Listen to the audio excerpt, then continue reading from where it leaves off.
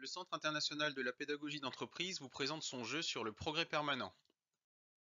Ce jeu existe en deux versions, présentielle et distancielle. Cette vidéo présente la version présentielle. Les participants ont pour mission d'aider un supermarché à résoudre un problème de taille. Le chiffre d'affaires baisse depuis 3 mois sans raison apparente. Ils vont mettre en œuvre les outils simples de résolution de problèmes afin de trouver la cause racine et proposer des actions correctives et préventives efficaces. Dans un second temps, ils conduiront un diagnostic pour comprendre pourquoi le progrès permanent se développe mal, réaliseront un benchmark à travers le monde et proposeront un plan de progrès. Les objectifs pédagogiques du jeu figurent ici, mettez sur pause pour les lire.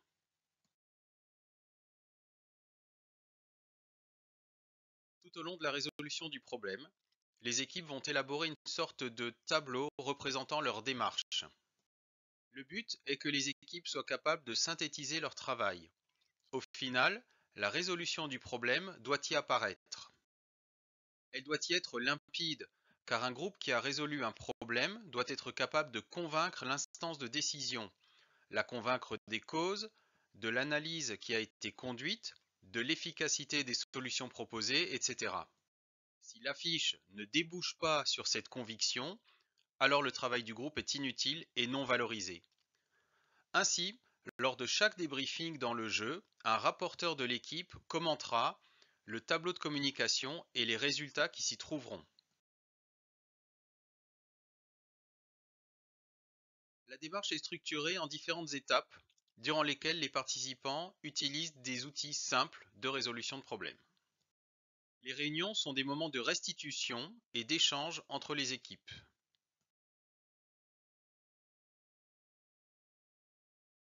L'animateur donne aux équipes une trame de QQOQCP sur un format A3. Il insiste sur l'importance de rédiger correctement les questions. Des éléments de correction sont proposés dans le guide de l'animateur.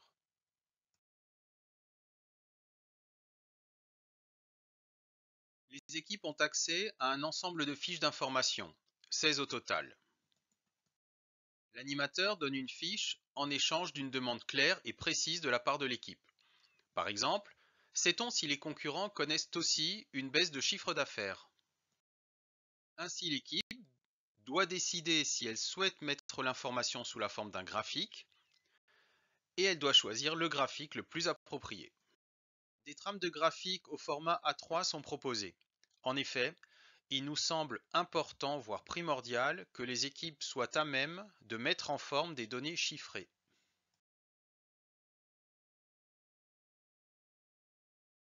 Voici un exemple de traitement des variations de chiffre d'affaires par rayon.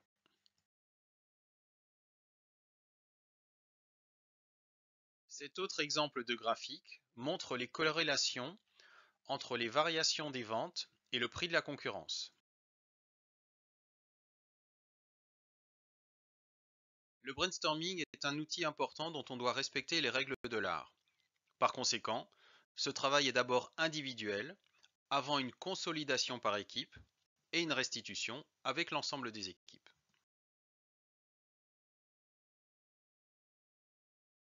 La suite de l'enquête permettra aux équipes d'aboutir à la cause racine, que nous ne pouvons dévoiler dans cette présentation. Néanmoins, soulignons que les équipes devront rédiger clairement le 5 pourquoi, et par clairement, on insiste sur le fait que tout le monde doit être en mesure de comprendre, donc la rédaction doit être logique, sans interprétation possible. Enfin, les équipes rédigent le plan d'action et font une restitution en séance plénière.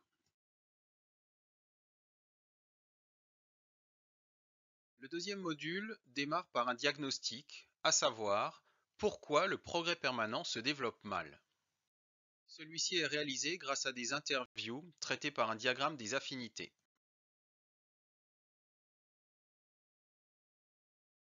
Voici quelques exemples d'interviews. Il y en a 40 en tout. Mettez sur pause pour en prendre connaissance.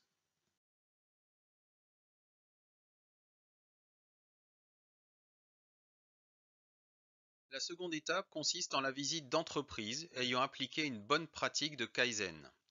Les équipes se partagent les 36 fiches de visite.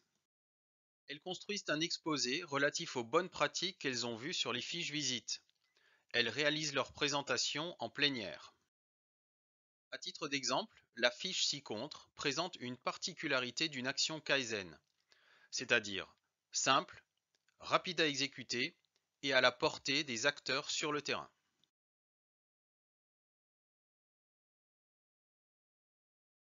Autre exemple de fiche visite traitant de la bonne animation d'une réunion de résolution de problèmes. Un dernier exemple où l'on comprend que, pour une direction, démontrer son engagement signifie aller sur le terrain à la rencontre des acteurs. Certains hommes politiques l'ont bien compris.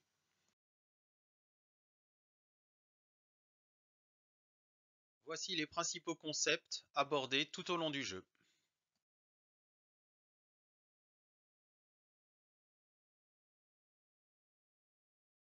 Le jeu comprend un guide d'animation présentant les modalités de mise en œuvre du jeu, ainsi que les modalités d'animation du jeu.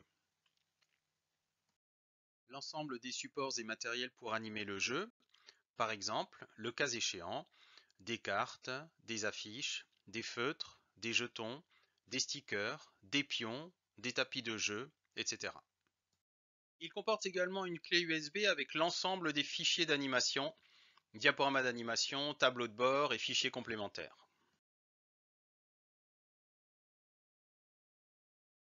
Le jeu est motivant car il se déroule sous la forme d'une enquête. Le jeu est totalement transverse au service de l'entreprise. Tout le monde est concerné et peut être impliqué dans un groupe de résolution de problèmes. Les outils proposés sont simples et facilement appropriables par les participants.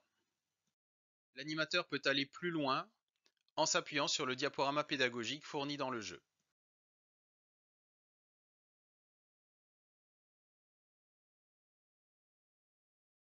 Voici quelques témoignages de personnes ayant vécu le jeu.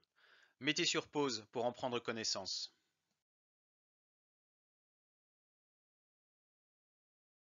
Nous sommes à votre écoute pour répondre à vos demandes et pour vous présenter le jeu en détail. N'hésitez pas à nous contacter. Merci de votre attention.